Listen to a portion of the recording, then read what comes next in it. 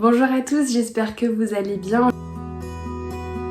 Aujourd'hui on se retrouve dans un nouveau tuto Fimo. Alors je suis habillée et au même endroit que pour l'intro et l'outro de la dernière vidéo, mais c'est tout simplement parce que je les filme à la chaîne entre guillemets. On se retrouve pour un tutoriel qui s'adresse vraiment à tous les niveaux, que ce soit débutants ou même les personnes plus confirmées, pour faire la fleur de Murakami. Vous allez voir plusieurs variantes en fin de vidéo pour vous montrer un petit peu différentes expressions qu'on peut faire. J'espère que la vidéo va vous plaire et je vous laisse avec le tuto. On aura besoin de pâte jaune, de pâte noire, de pâte rouge indien, de pâte blanche. Ensuite, les couleurs de notre choix. Vous pouvez en prendre autant que vous voulez. Moi, j'en ai pris 3. Sur la vraie, on a 12. Donc ici, j'ai pris du framboise, du rose gold et du or. On aura également besoin d'un rouleau, d'un scalpel, d'un pinceau à embout en silicone, d'un dotting tool, d'un cure-dent, d'une lame pour couper la pâte. On va commencer par réaliser les 12 pétales de la fleur en faisant 12 boules de la même taille. Vous prenez le nombre de couleurs qu'il vous plaît.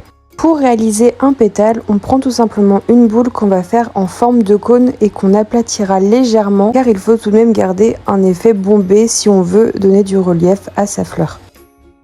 Bien entendu, on répète l'opération avec les 12 boules pour faire les 12 pétales de la fleur. L'ordre des couleurs est complètement aléatoire, vous pouvez faire un ordre précis ou pas, c'est à vous de décider, c'est votre fleur. C'est vraiment l'étape la plus longue et la plus compliquée de ce tutoriel, je dirais.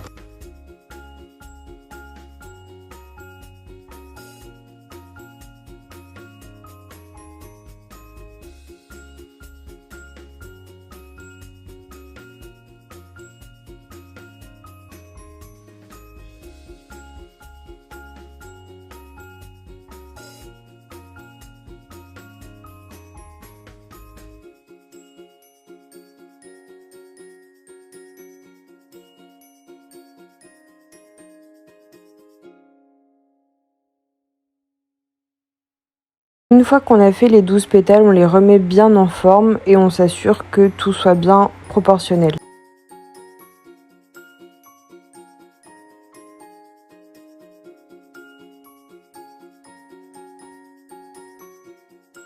Pour le visage, on vient prendre du jaune, un peu comme si on allait faire un smiley, et on va tout simplement faire une boule qu'on va aplatir. Vous pouvez utiliser un emporte-pièce si vous le souhaitez. Moi, je ne l'ai pas fait, mais c'est tout à fait possible. Bien sûr, il faut que la taille du visage soit proportionnelle à la fleur.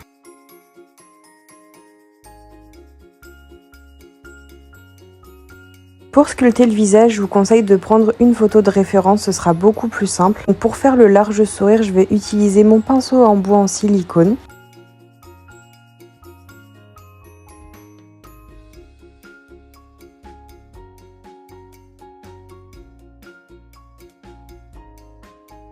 Ensuite, avec un scalpel, je viens tracer la forme de la bouche de la pâte rouge pour pouvoir faire l'intérieur.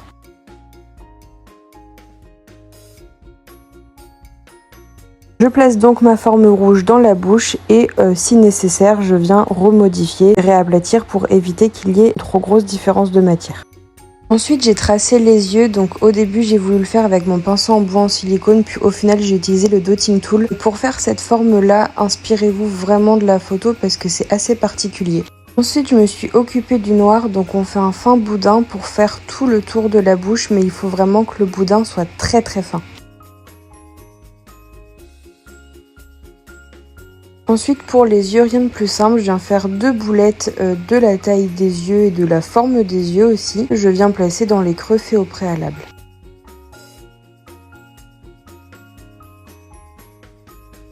Et pour les pupilles, je viens faire en tout 4 toutes petites boules blanches que je viens placer dans les yeux. Donc là, encore une fois, je me suis inspirée de la photo.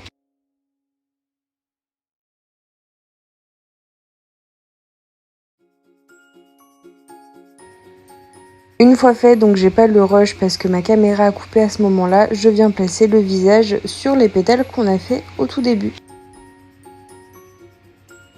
Et voilà, votre fleur de Murakami est terminée. Bien sûr, moi ce n'est qu'une inspiration, ce n'est pas les vraies couleurs de la fleur. Là, je fais un trou au cure-dent. Si jamais vous voulez l'accrocher, vous pouvez également mettre un clou.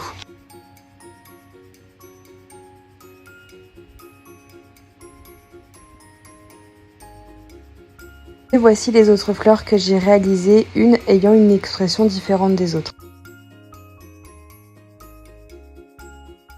Le tutoriel est désormais terminé, n'hésitez pas à me dire s'il vous a plu et moi je vous dis à bientôt dans une prochaine vidéo. Salut!